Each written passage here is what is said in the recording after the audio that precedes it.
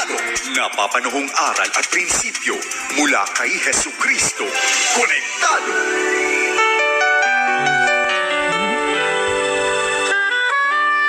Dito nagtatapos ang pagsasahing papawid ng 1143 DZMR Missions Radio. Ang himpilang ito na hindi komersyal ay pag-aari at pinamamahalaan ng Far East Broadcasting Company Philippines. Ang DZMR ay may lisensya mula sa National Telecommunications Commission na may bilang BSD-0061-2020. Nagsasahing papawid ang DZMR araw-araw sa lakas na 10 kilowatts sa 1143 kHz sa AM band mula Lunes hanggang Biyernes, alas 5 ng umaga hanggang alas 12:30 ng tanghali at alas 2 ng hapon hanggang alas 8 ng gabi at tuwing Sabado mula alas 5 ng umaga hanggang alas 12:30 ng tanghali.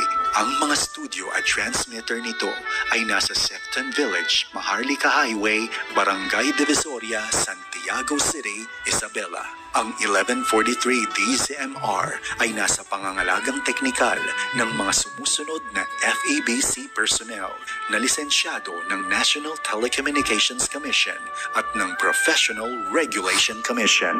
Electronics and Communications Engineer Joaquin Aliga Jr., ECE number 001-1597.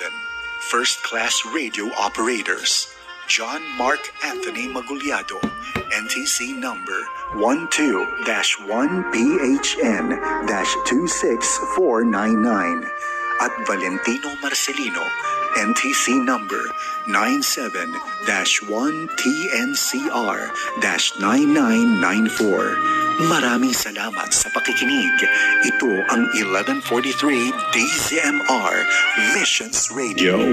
Mga kababayan, ang pambansang awit ng Republika ng Pilipinas.